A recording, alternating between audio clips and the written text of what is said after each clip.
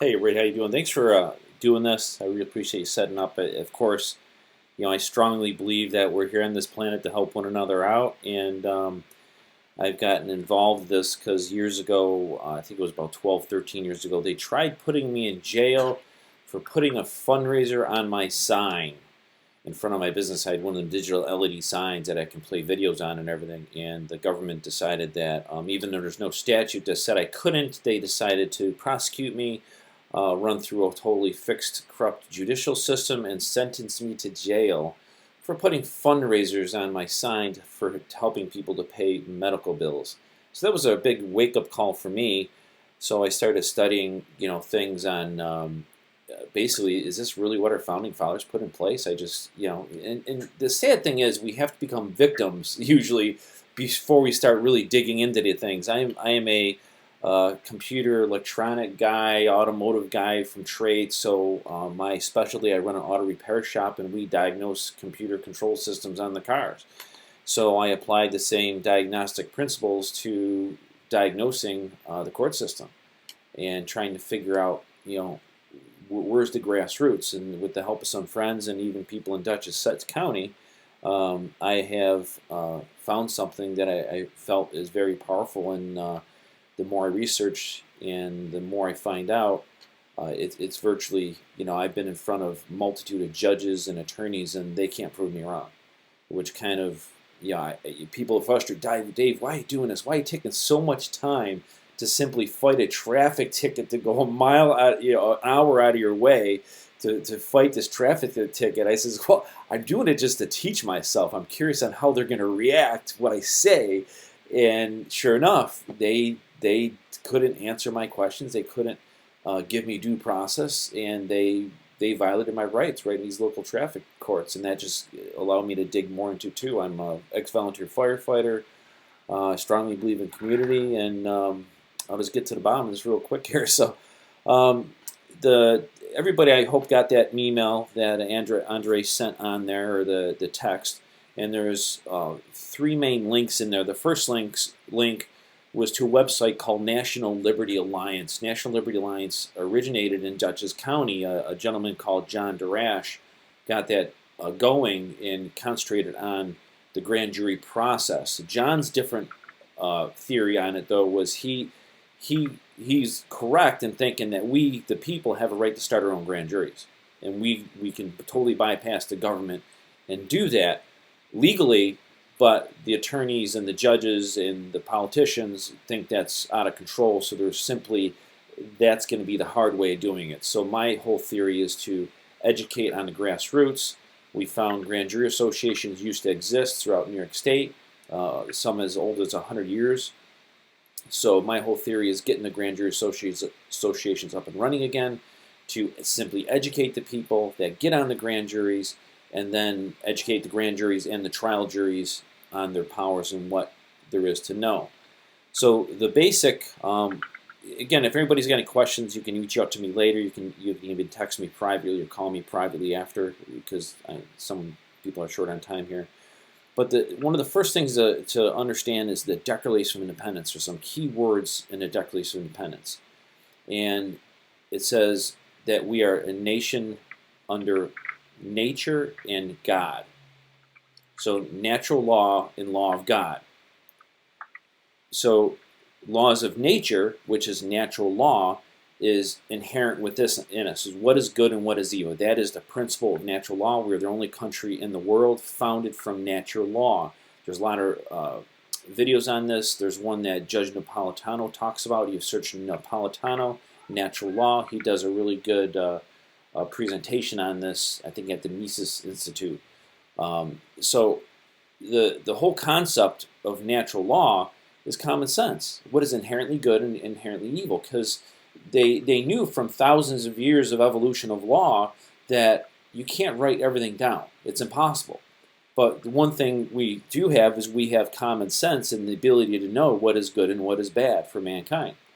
So 800 plus years ago, King John was usurping the rights of the people, and his barons held him at knife point and made him sign the Magna Carta. Now, the Magna Carta was the first codification of the grand jury and the jury system. So if there was any complaints of the subjects regarding what the king was doing, the subjects would go to the grand jury, which were the barons. The barons would investigate the claim. If there was obviously wrongdoing, they would confront the king and tell the king, you can't do this anymore. So that's one of the powers of the grand jury, is to tell the government you can and cannot do certain things. The early history of America, we've seen that the grand jury has actually recommended laws that they've actually passed. And early founding principle of this country, that's how they actually operated. Now, the other object of the grand jury was if the king wanted to charge somebody, the grand jury had to then agree that that person could be charged with a crime. So that was the first protector from the king just saying, throw him in jail, throw him in the dungeon, and then having the judges who are owned by the king basically sentence the person to jail or to the dungeon for life or have him killed. So the grand jury process was the first protector of the subjects because it allowed there to be a buffer, a protector. And usually the majority of the grand jury then had to decide if that person was then charged with a crime. So that's the first protector. Then if the person was charged with a crime, then they get a trial jury. And the trial jury, total independent group of like-minded citizens. So jury of your peers. That means peerage is the same person or people as the same status as society. So if you're a king or a baron, your jury would be kings or barons. If you're a subject, your jury would be subjects to the king. If you're a slave, your jury would be slaves. It's a beautiful concept when you think about it. So that was the final decision making. And back then, they didn't make decisions of punishment with statute codes and rules like they do now with criminal and civil procedure laws. It was all just basically common sense. The jury decided the punishment, and they decided guilt or innocence, basically. And using common sense. Very basic principle, nothing all written down, pretty, simple in that aspect. Now, that system worked somewhat, but it had limited powers because a year later within a year later after they made King John sign the papers, I think he basically killed everyone that made him sign the paper.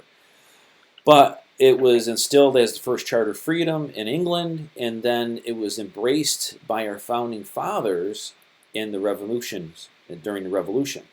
And one of the first signs of the grand jury during the Revolution, when the Stamp Act was going on, the King George was basically throwing people in jail if they didn't buy a stamp for every piece of paper in their house, amongst other things. So what the community did is they started these committees of safety, which then educated the grand jury. So when people came up in front of the grand juries charged with the crime of not buying the stamp, they wouldn't charge the person. Thus, the king had no power in that aspect. So we had the Articles of Confederation, which I really didn't study very much, before that we had the Declaration of Independence. Has anybody here read the first New York State Constitution in 1777?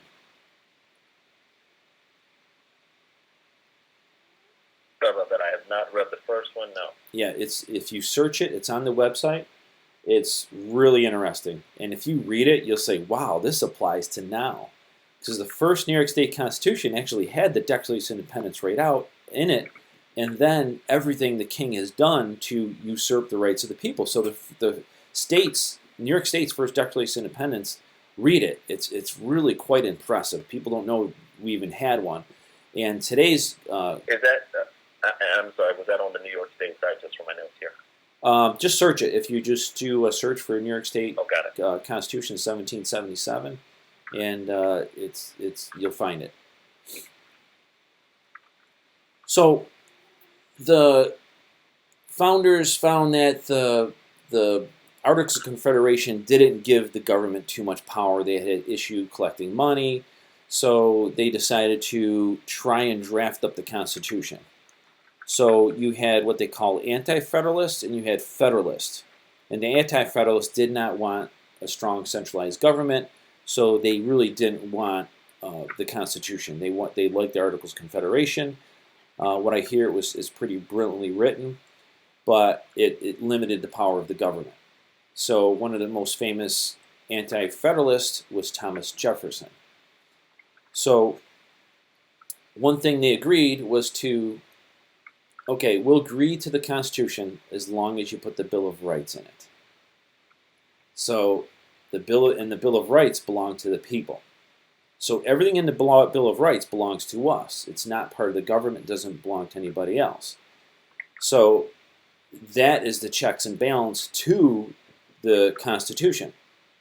And the first link that I sent to you guys that you distributed to everybody was a case called U.S. versus Williams.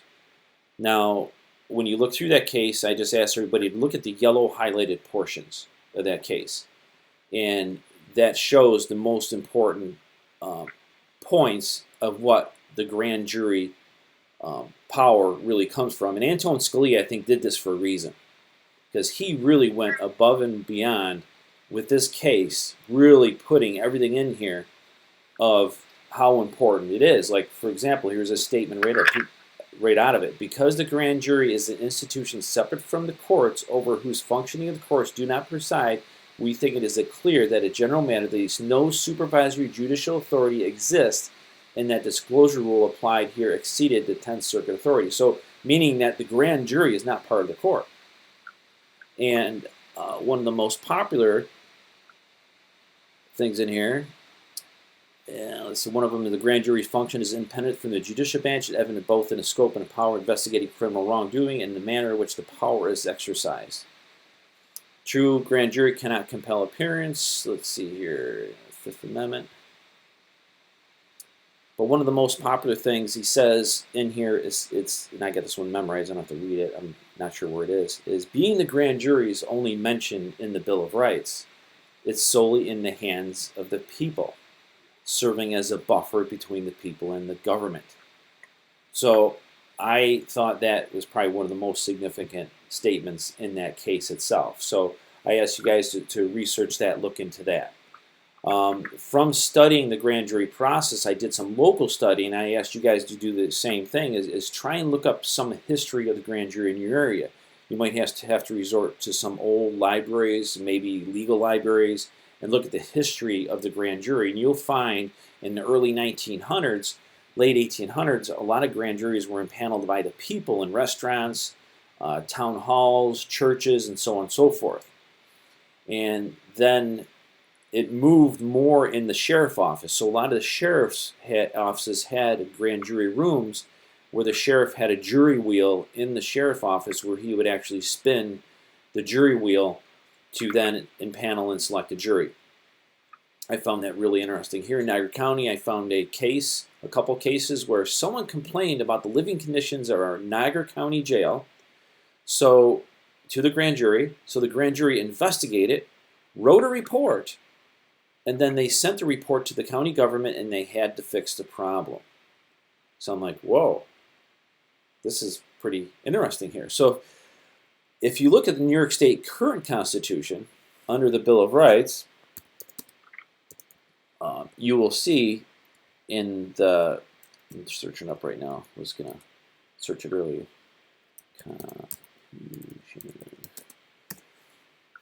It actually has a section in there talking about the grand jury. So if you go to the Bill of Rights section, and if you can look at the grand jury manual in New York State and spend your time to read it. I'm going to be doing a video. I took the important parts out of the grand jury manual to show the people of what's kind of being ignored and not really realized here. So under the Article 6, under habeas corpus is grand jury protection of certain rights. And the last paragraph of the grand jury, it says, the power of the grand juries to inquire into willful misconduct in office of public officers and to find indictments or to direct the filing of information in connection with such inquiries. This shall never be suspended or impaired by law. So what that means is the grand jury itself can investigate public offices. And then they can either find indictments to indict people, or to file information.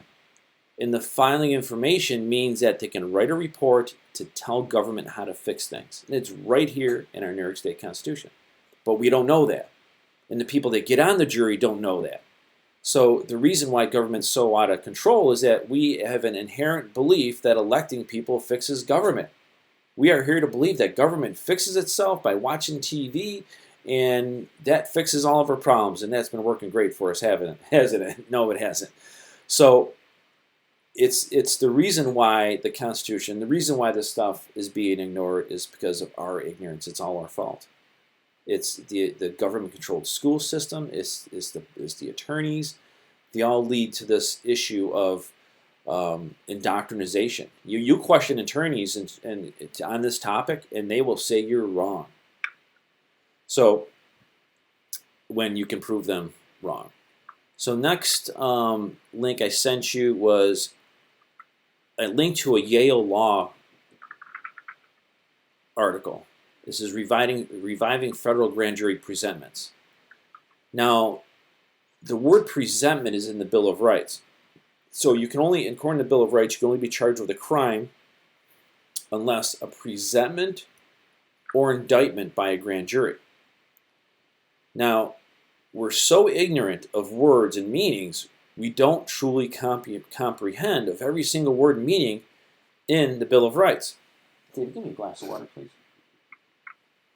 So, the word presentment is defined in this reviving federal grand jury article.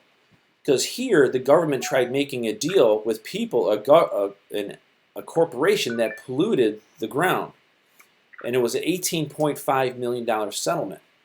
But the grand jury was upset because they felt that some people should have been charged with criminal charges because of what they did. So they took it upon themselves to ignore the government and charge these people with crimes anyways. And this was in 1992, and the government was dumbfounded. How can the grand jury go about and do this? Well, it's the power to do that. They can do that. So, thank you. So, in the second page of this, it says what a presentment is. A presentment is a charge the grand jury brings on its own initiative. In contrast with an indictment, it is almost first drawn up by a prosecutor and then submitted to the grand jury. So that word presentment means that it comes from the grand jury, and it's right in our Bill of Rights. That is probably one of the most significant words in the Bill of Rights. But we have to understand that. So the presentment is basically what they aren't led to believe. Now, why isn't presentment mentioned in the Constitution? Why isn't presentment mentioned in a lot of law courses? Well, it's all about indoctrination. They do not want you to truly know what our founders put in place because they would be held accountable like you wouldn't believe. This topic scares the living heck out of politicians and attorneys and judges because you are the final judge and jury as a grand jurist and a trial jury. I don't know if anyone of you have heard of jury nullification before. Jury nullification is when you're on a grand jury or a trial jury, you can choose to not indict somebody because you feel the law is wrong, or you can, if you're on a trial jury, you can refuse to charge the person with, saying they're guilty because you feel the law is wrong in itself. That's the power that the grand jury and the trial jury has. So, but the thing is they talk about law. What is law? If you look in a law dictionary and define law, it's like 4 pages, and there's different types of law. You got equity law, the common law, and so on and so forth. But the common law is mentioned in the Bill of Rights. It says you cannot be in any other court but courts of the common law. And I never quite understood this till I was listening to, I think it was it was Judge Napolitano. And he a little quick snippet video, and he was interviewing somebody in regard to gun rights, and he says, you know what the most important word in the Bill of Rights is? He said it's the word the. And I'm thinking, the? And he went on to explain it. He says, the right to keep and bear arms, the right to free speech, the. Because law The basically stipulated it's something that existed prior to the writing of the document. Because if they said you have a right to keep and bear arms, well, okay, that wouldn't be a right because the document would give you more or less the right. If the document was giving you something, it would be giving you a privilege, which then wouldn't be a right. So by putting the word "the" in there indicated that it's something that existed prior to the writing of it. Your rights are inalienable. And that's basically what it meant. They just put in there that these rights existed prior and they wanted to write them down there to secure them. So when they say the common law, that means law prior to the writing of the document. They were directly referring to the Magna Carta in 1215 AD. So, and that's why they say we the people. It's the same construct. Yeah. The people already existed. They're just acknowledging it. Exactly. So, and the word magic that plays, and it's like, well, the Supreme Court decided this. Well, this judge decided that. It's like, well, I'll tell you what, people. We don't elect masters. We elect servants. We never gave an authority of a servant to judge us. And to this day, I still can't find a law. If you can show me the law that shows that that judge can judge me where he becomes my master and tells me like a slave what I have to do, I would like to see that. Tell you what, let's up it one more. Show me the law that says my elected public servant can write laws to control me and throw me in jail and take my home and take my car. Show me the law that he has the authority to do that. Because if he can do that, he's not really a public servant. He's my master. Show me the law that says, and they can't show that law. Well, they have the authority to write laws. Like, okay, what type of laws? To do what? To govern themselves.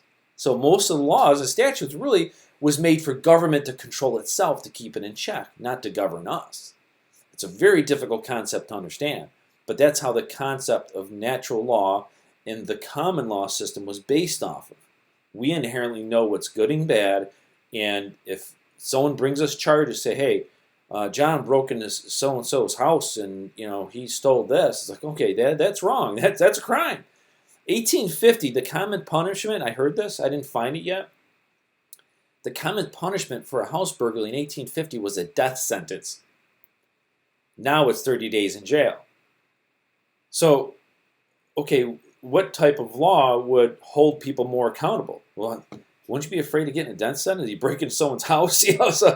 So, written laws have always been questionable. And we are so led to believe that we have to follow these laws without a doubt. There's no way to challenge them. And if you want to challenge them, you got to go to the Supreme Court, you got to go to appeals court. Well, okay, if you go to appellate court, you got 5 judges sitting on a panel deciding what your rights are. That's not what the founders put in place. And this goes right to one of the other links I sent you. It's a case called Murray versus Lacey.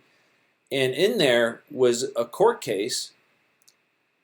And if you scroll down to like 276, it says the words due process of law, which is in the Bill of Rights, it says this, right in this court case, which I think was 1856. The words due process of law were undoubtedly intended to convey the same meaning as the words by the law of the land in the Magna Carta.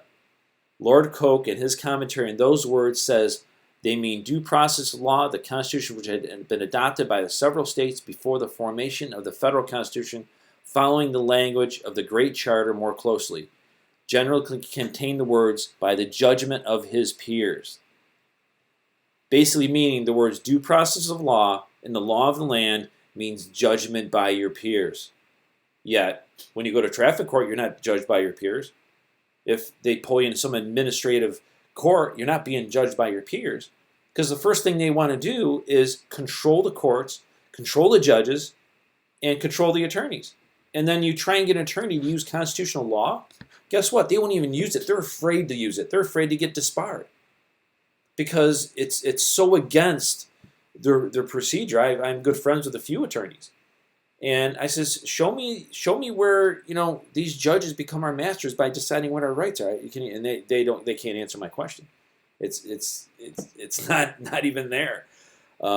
So that that's probably the most important element, is understanding the grassroots concept of what law is. Because in that Scalia decision I mentioned earlier, it says the grand jury can investigate merely of a suspicion of a wrong to assure that a law is not being violated. So when they refer to law, what law are they referring to? I called the radio station one day, talked to the county attorney, and about this topic, she goes, "You're right, Dave, but the grand jury has to follow the law," she says. I says, "Okay, great. Now, which law are you talking about? Are you talking about the law, natural law mentioned in the Declaration of Independence? Are you talking about the common law in the Bill of Rights, which is really the Magna Carta? Or are you talking about statutes, codes, and rules that politicians write? Which law are you referring to?" Click, they hung up the phone on me. Because they can't answer the phone. And like Andre here, right? You've run for office. And you see how corrupt the system is, because the politicians and the Republican committees and the Democratic committees, they want to control who the district attorney is. They want to control who the sheriff is. They want to control who the judges are. Because once you control these positions, you control the law. And there's no accountability. And this is basically, we're all concerned about the president, this, president, that. Hey, tell you what, people, if our counties are so corrupt and we can't even fix that, how are we even going to think about fixing a federal government? It ain't going to happen. Really quick, with all the election stuff going on in Atlanta, and it's like, I'm going to look up the Atlanta Grand Jury Manual. I'm curious what it says. And lo and behold, it says right in the Grand Jury Manual that the Atlanta Grand Jury in every county is responsible for investigating the voting machines, the voting process, and the election. So the grand jury is the checks and balances. Are they talking about that in Atlanta? No. I don't think they even know it.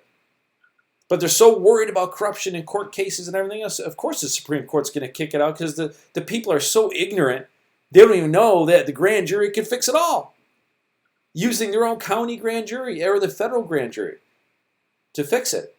So it's a very basic, very powerful concept to understand how powerful this grand jury is. They can use common sense to protect us from abusive government. One of the other law reviews I sent you, it says if it's not a runaway grand jury, it's not a real grand jury. This is a Cretan Law Review in 1999 to 2000. What this basically means, a runaway grand jury is a grand jury that takes off on their own investigation without the prosecutor telling them what to do. So the minute the grand jury starts doing their own investigation, that's a constitutional grand jury. Well, the politicians have labeled it as a runaway grand jury because it runs away from their control and does what they're supposed to do. That's why I say if it's not a constitutional, unless it's a runaway grand jury, a real grand jury. So that's a really important little law article to read there. Now, another link I sent you was a book called The People's Panel. Now, this People's Panel was written and published by Brown University by an attorney that really educated people on the grand jury process. I forget what his name was. But if you look at the link of that book, it's a whole PDF, 180 pages, whatever it is, but there's a municipal corruption section there. And they specifically talk about New York State and the grand jury fixing the corruption in New York State. But that book covers the history of the grand jury, understanding where the powers came from, and so on and so forth.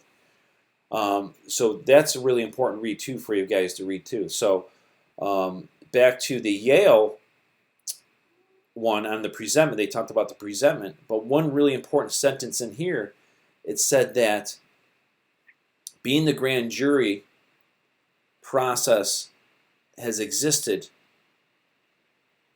Let's see here. The grand jury was a creation of English medieval law carried to the American colonies and later formally enshrined in the United States Constitution by including the grand jury in the Bill of Rights. The United States inherited not only the institution's defensive function, but also its accusatory function. Indeed, the common law oath of the grand jury says not a single word about indictments. On the contrary, at common law, the grand jury swore diligently to inquire into true presentments make in 1758. Blackstone gave a classic definition of the word presentment. And in this law review, it states that being the grand jury has existed for so long, the government officials can't write any statutes to control it or to manipulate it, which is very, very powerful statement. Because what are they trying to do? They're trying to write statutes to protect themselves, to take the power away from the people. So what they do, and you talk to these prosecuting attorneys, it's like, no, that's not what it means. Not what it means. It's like, yeah, it does. And look at you. The government can't even write a statute to manipulate, to control the power of the grand jury. But we have to enforce this right ourselves. We can't depend on attorneys that are basically indoctrinated too by the system. Kind of lost myself here. I had a really good point I wanted to make here, but that's a really important aspect of the power of. They can't change it. It's there. It uses common sense. It's just a beautiful thing. The more you study it, the more you will really understand the basic concepts of it. One article I sent you was Grand Jury Discretion and Constitutional Design. That's a really good article there too, that covers the basics. Now, on that National Liberty Alliance, where that U.S. versus Williams link is, John Darash, he's in Dutchess County. He has a lot of good information on there. But like I said, John, he's under the police and he's fighting for basically us starting our own grand juries. But it's basically being totally ignored, 100%. But after a discussion with a judge, I wish I can play this for you here. I don't think. I had a discussion with a Supreme Court judge here in Niagara County. And we got on the topic of the grand jury. So let me search it here so I can play it. I have my cat meowing in the background here. It's all right, buddy. I'm going to save the world. So I'm going to try playing this. I'm not sure if you can hear it.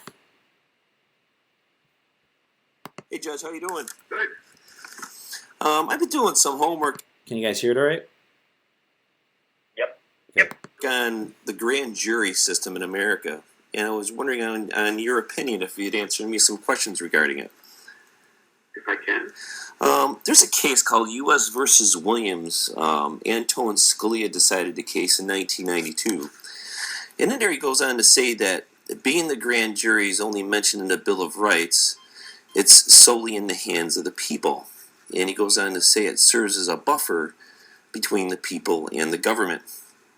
And that the grand jury has the ability to use common sense, and that the grand jury, in the past, by doing searches, the grand jury used to be the investigative body for the people, almost like the police departments didn't have their own investigative. They would impale a grand jury to investigate murders, arsons, and so on and so forth.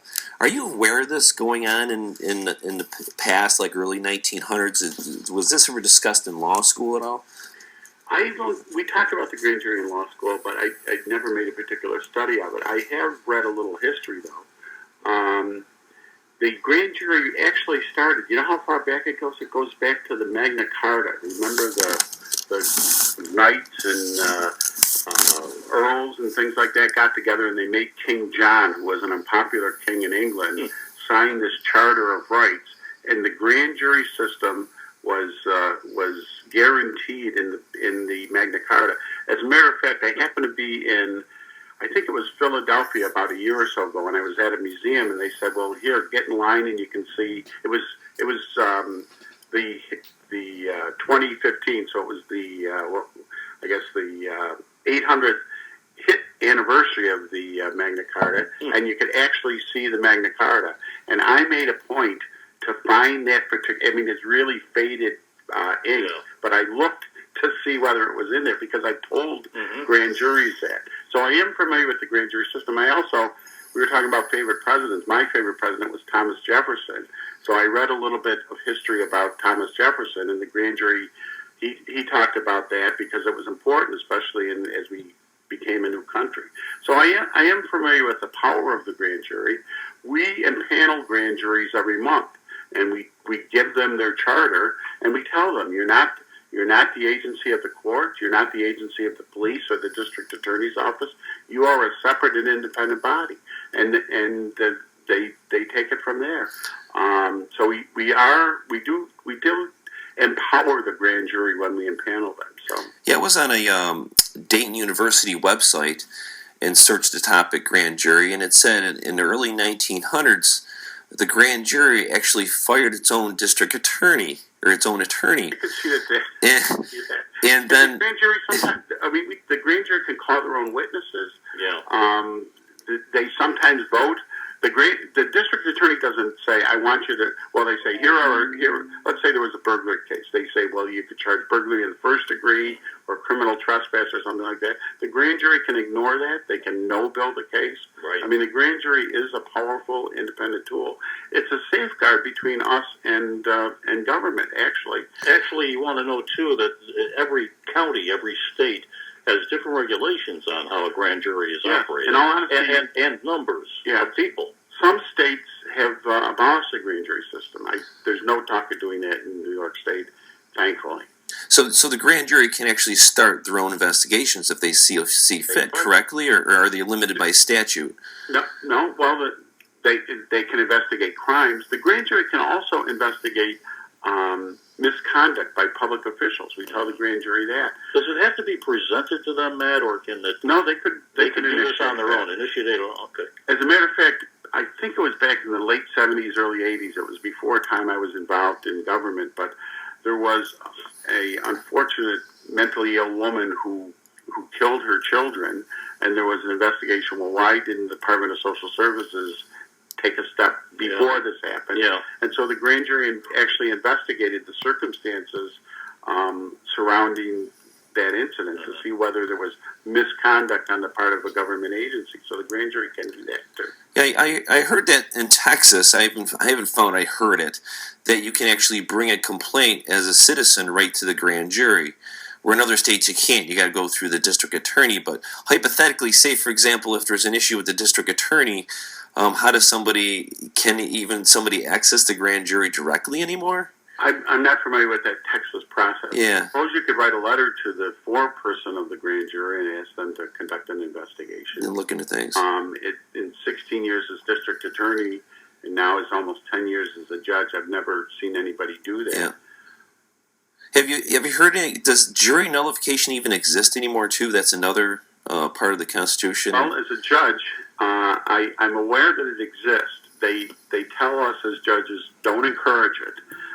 But I'm certainly aware, and I've certainly seen juries take things. I mean, just trial juries take things by their own hands and make their own decisions. But they tell us as judges, well, you don't want to encourage it. Do you find it that maybe the jurors aren't as educated as they should be at law? Maybe it's so they have the authority to protect the people from the government regarding nullification and the grand jury process and everything else. It just seems. Good question. I am constantly amazed by the intelligence, and there's a wisdom or a common sense that people bring to the system, which is why I truly believe in the jury system.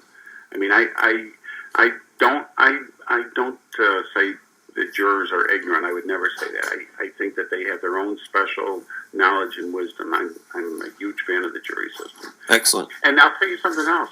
There's many cases where I say to myself, I'd rather have these people decide Than a bench decision. Yeah. Takes the pressure off you, right? in some ways. Well, it also provides 12 different points of view. Yeah. Yeah. I mean, we call them the conscience of the community. Yeah. Yeah, one thing with the Magna Carta, it's nice you mentioned that. I'm impressed. That they usually had a grand jury of 25, and there's only 23 in our county grand jury. So that was Niagara County Supreme Court Judge Matt Murphy, basically agreeing that the grand jury has the power to do that, which I was quite impressed because a lot of attorneys become judges. They don't have that knowledge. So I'm not sure if you guys caught the point where if we had a complaint with government, where do I send it? Because I found out that, like in the state of California, they have a statutory complaint process in California. So you download a form, you fill it out, you go into the courthouse, you walk right up to the grand jury door, and there's a slot in the door that says complaints here. So that just blew me. There's a video on YouTube. You actually can see a guy doing that and putting a complaint in the grand jury door. But they have the same problem we do, is they're ignorant of their power. They don't know. Even though they have very active grand jury associations, but people are not participating in the whole process and educating people how important it is. That's why it's really important for us to get these grand jury associations up and running first to start educating. So one thing he said is like we would send a complaint, a certified letter to the grand jury foreman. So that's the key, which a lot of us, I think, have to do that. And I think we need to do it on a very important topic. For example, a recent topic that has bothered me is Governor Cuomo's executive order limiting the use of hydroxychloroquine to treat COVID patients. He is murdering people by allowing that executive order to stand. Because doctors will tell you, Yale University doctors will say that when someone first gets COVID, any symptoms, you get that drug to them as soon as possible with vitamins, zinc, and so on and so forth, and the people feel better the next day. It cuts the symptoms down, and it helps people survive. There was just a recent study overseas stating that it improved it helped save 30% of the lives of over 7-year-olds with COVID, which is huge. But our illustrious King Cuomo put an executive order in place making it illegal for the doctors to prescribe it only when you're after you're diagnosed positive with COVID. That's a crime, and that's something that I think people can get a lot of attention on because people are dying. And when they die because of lack of something that's being prevented because of bad politics, that's pretty nasty. And I'm sure a lot of you know people that are sick or know people that have died already, and because they've turned this virus political, and that needs to stop. And I think the grand jury can be used for that in that aspect. I don't know if you guys studied that topic. If you want information on that, I'll share you too. But like I said, he sent that letter. He says, send a letter, certified mail to the grand jury foreman in your county. So I think it's a real good idea to send a letter with basic statements. Hey, you're this powerful. You can do this. You don't have to listen to the government. Your job is to protect us, but you don't know that. But that's what we're up against. So one of my ideas for the Grand Jury Association, and I got this from California too, is that I found out that grand jurists used to have grand jury badges, like sheriff badges.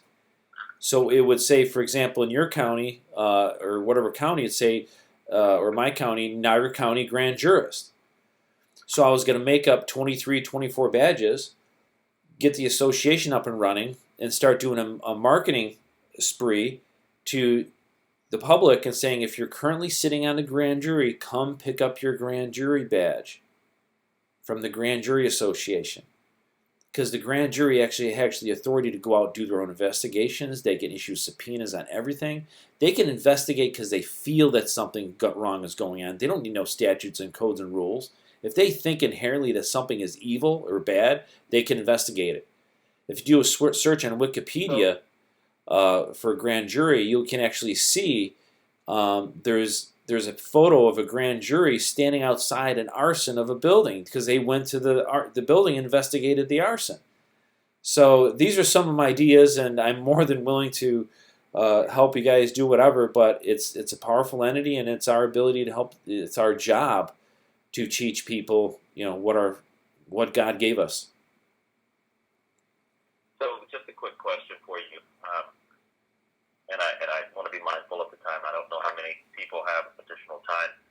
It's 9:23, but one of the questions I have here, as you brought forward something that is of interest, and that's the hydroxychloroquine, among other issues, because this is one that I delve into quite deeply as I do some analysis.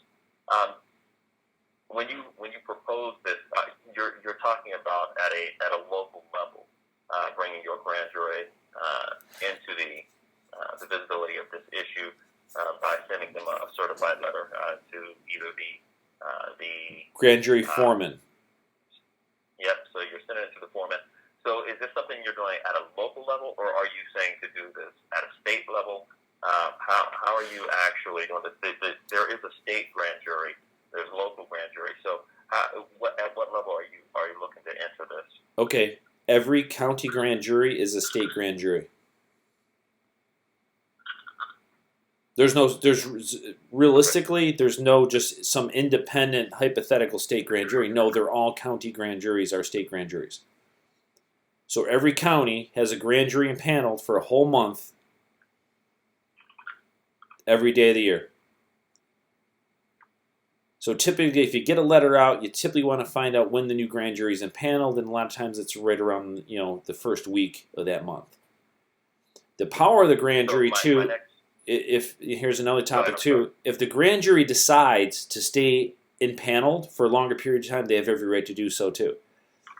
And one of the theories that we're proposing, or I'm proposing, that once we start educating, if we do get educated people on the grand juries, we're going to ask that 2 or 3 jurors hang out to teach the next jury coming in, and a continual cycle of education to either come talk to the association, come to meetings we're having, so we can actually enlighten them on the power they really have. Sorry, go ahead. Nope. I'm sorry, I'm taking some notes. All right, and so with that said, the grand jury, as that process kind of cycles, who selects grand jury members? Right now, it's done through the jury commissioner, which I think is rigged too, because some of the people you got in the grand jury aren't very smart. And a lot of people, they hate jury duty, so typically people with good jobs and families and the people we need on the grand juries typically aren't getting on the grand juries. In my opinion, I think we need retired people, educated people on the grand juries. Not kids, not people under 20, type of, we need our elders that are experienced, but that's a challenge in itself. Then we have to take. I have a couple questions about that. Yeah, go ahead. So, for example, not to boast, right? For example, I'm a college educated individual, right? So, the one huge takeaway is I'm taking 2 things. First off, I was really focusing on the word "the." Like, I kind of missed half of your lecture because you focused on. To me, that was very, very powerful. So, number one. Number two, if I ever in that position where I require a grand jury, how do I ever say, no, I want my peers, and not to be boastful, but if somebody's not as college educated, or someone is not, and you brought up something very, very critical. It's of your peers to understand, and the whole reason why it's of your peers is to understand of why you were in that position, why you were in the job. What decisions did you make that lead you to where you are in the court of law? Number one. Number two is the Second Amendment. In New York, the Second Amendment is the great over. And as a patriot, why do we have? It's the only amendment in the whole entire Constitution that requires a monetary value in order to obtain. Well, what they've done is a violation of our rights, and just to prove the ignorance. Unequivocally, absolutely. Yeah, and what the ignorance of us has led. I'm not sure if the Sullivan Act was the first gun control law in New York State, and it was written by Big Tom Sullivan, who belonged to the Tammany Hall mob. And the only reason why the law was written is because they wanted to stop Italians, prevent them from shooting back at them when they were going around collecting their protection fees. So it was a law written by criminal politicians to protect criminals. And yet this law is still in existence today, just to show the ignorance of we the people. And that law, I personally, with the Libertarian Party and here in Erie County, we're going to Supreme Court with that. That's something that I'll share to you guys later. So it's going to Supreme Court. We're about 5 years into that battle so far. So. Well, 3 other things for that. Number one, the SAFE Act, right, which is completely unconstitutional. But there was 2 Supreme Court rulings on what defined the Second Amendment, right? Heller versus D.C., and then the one in Illinois. Okay, so the big question. So listen to this. What right does the Supreme Court have to decide what our rights are? They're our servants. They can't decide that. They don't. Yeah. They cannot. The So role of the Supreme Court is to read the law, not write the law. well, their job is to control the law that governs themselves, not governs the people. You know, so to read the law, right? yeah, so you know, this is another topic, but this is mostly on the grand jury, where the grand jury can say, and the county say, tell the county sheriff, say, tell you what, we're not enforcing this law here, and tell you what, we're ignoring this law here. That's the power of the grand jury. It's hard to believe, but that's the power. But we're on 1 hour, guys. I got to get flying here too. Okay. Shoot me a message. You got any questions? Yeah, no problem. And then God bless you guys. And like I said, reach out to me. Ask me any questions. Read that stuff I sent you. And I'll try and get some other videos uploaded. And I'll share with you as much as I can, okay? Thank you. All right. God bless, Great. guys. Thank you very much. Yep. Take care.